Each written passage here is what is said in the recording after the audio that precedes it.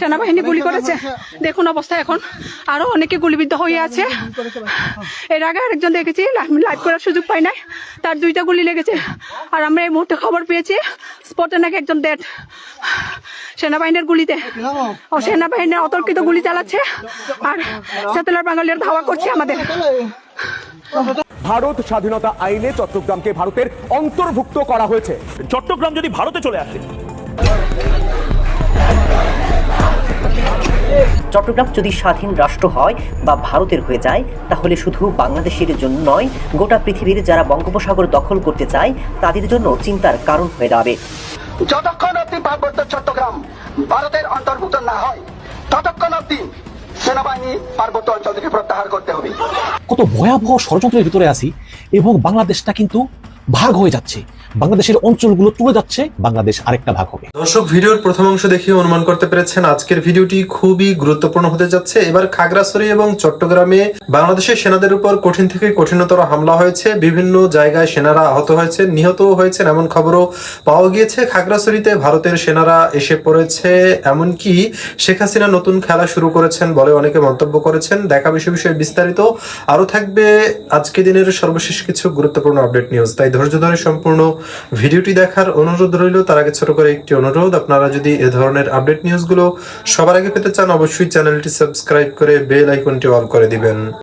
Doctor Mohammad ইউনূসের উদ্দেশ্যে এখান থেকে আমরা আওয়াজ তুলছি যে যতক্ষণ অব্দি পার্বত্য চট্টগ্রাম ভারতের অন্তর্ভুক্ত না হয়, ততক্ষণ অব্দি সেনাবাহিনী পার্বত্য অঞ্চল থেকে প্রত্যাহার করতে হবে।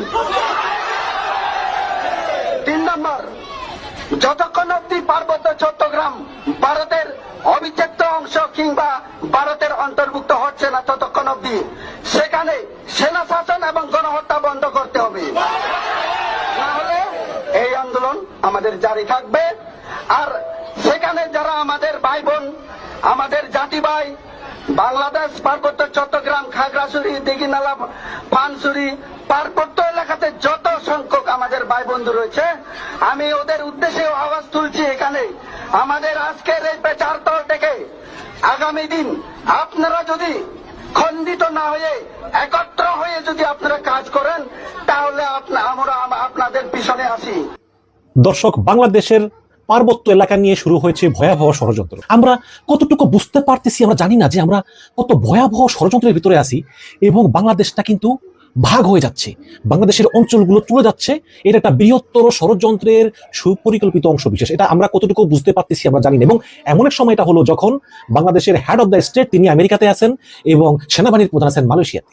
যদিও দূর থেকে অ্যাডভাইস দেওয়া যায়, বাট এটার একটা প্রতীকী গুরুত্ব আছে যে ঠিক এই সময় আসলে অঘটনটা ঘটানো হলো। এবং আজকে আমি আমার আলোচনায় প্রমাণ করে দেব যে কিভাবে প্রতিবেশী একটি দেশের ইন্ধনে এই ধরনের ঘটনা সংঘটিত হচ্ছে এবং যার মূল উদ্দেশ্যই হচ্ছে এই খাগড়াছড়ি, বান্দরবন, রাঙ্গামাটিকে মূল বাংলাদেশ থেকে বিচ্ছিন্ন করে নতুন একটি রাষ্ট্র ত্রিপালেন গঠন করা। এবং এর সঙ্গে জড়িত ভারতীয় কিছু রাজনীতিবিদ এবং ভারতীয় কিছু গোষ্ঠী, তাদের সরাসরি ইন্ধনেই এই ধরনের ঘটনা ঘটতেছে। হবে পাহাড়ি বাঙালিকে মারবে, আবার বাঙালি পাহাড়িকে মারবে, ধর্ষণ হবে, খুন হবে, গুম হবে, এগুলো নিয়ে হামলা হবে। অনবরত পরিস্থিতি অস্থিতিশীল হতেই থাকবে যতক্ষণ না পর্যন্ত এই 3টা জেলা বাংলাদেশ থেকে বিচ্ছিন্ন হয়ে যায়। এবং এটা একটি গভীর ষড়যন্ত্রের অংশ। তাহলে প্রশ্ন হচ্ছে যে এই ষড়যন্ত্রের জন্য দায়ী কে? এর জন্য সরাসরি দায়ী পার্বত্য এলাকার কিছু রাজনীতিবিদ এবং ভারতের কিছু রাজনীতিবিদ। আপনাদের নিশ্চয়ই খেয়াল আছে ত্রিপুরার রাজা, মানে রাজা হচ্ছে নামে মাত্র আর কি, এরা তো হচ্ছে মানে ভারতের হাতের পুতুল। সেই ত্রিপুরার রাজা, তার নাম হচ্ছে প্রদূত বিক্রম মাণিক্য।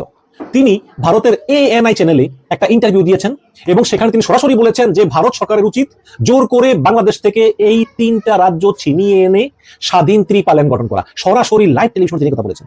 কিন্তু ভারত সরকার, বাংলাদেশ সরকার কাউকে আমরা কোনো প্রতিবাদ করতে দেখলাম না। এই ত্রিপুরার রাজা প্রদত্ত মাণিক্যই নয়, বরং আরো অনেকেই আছেন সেই সন্তুল লার্মা সব সহ পার্বত্য এলাকার রাজনীতিবিদ, ভারতের রাজনীতিবিদ, তারা সবাই সহ একটা বৃহত্তর ষড়যন্ত্রের অংশ হিসাবে তারা চায় বাংলাদেশ থেকে এই এলাকাটাকে বিচ্ছিন্ন করে আরেকটা স্বাধীন রাষ্ট্র গঠন করার জন্য। এবং এটার আরেকটা প্রমাণ হচ্ছে যে এই যে পাহাড়ে অনবরত পাহাড়িরা চরম অরাজকতা করতেছে, যাকে পাইতেছে তাকেই মারতেছে, হত্যা করতেছে। দেখেন আমরা কত বড় আমরা একটা ঝামেলার মধ্যে আছি। আমি জানি না সরকার এগুলো বুঝতে পারতেছে কিনা, বা আমাদের নিরাপত্তা উপদেষ্টা খলিল সাহেব কোথায় আজকে।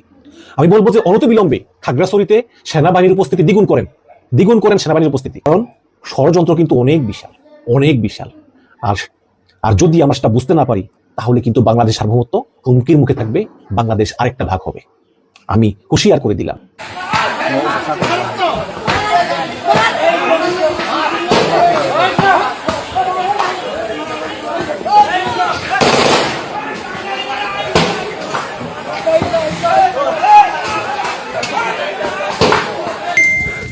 আমাদের গুইমারা রামসু বাজার, আমাদের গুইমারা রামসু বাজার।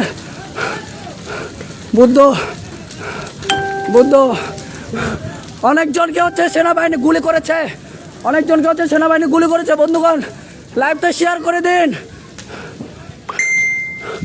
ওই মিসে বলে কেমে, মিসে বলে কেমে।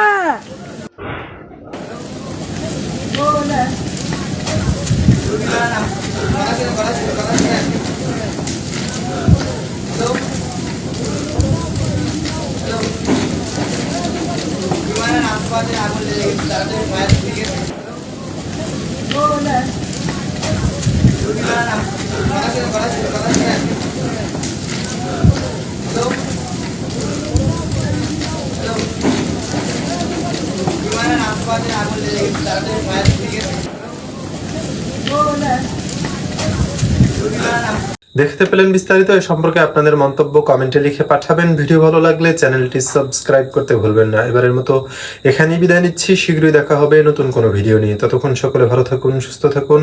আসসালামু আলাইকুম ওয়া রাহমাতুল্লাহি ওয়া বারাকাতুহু।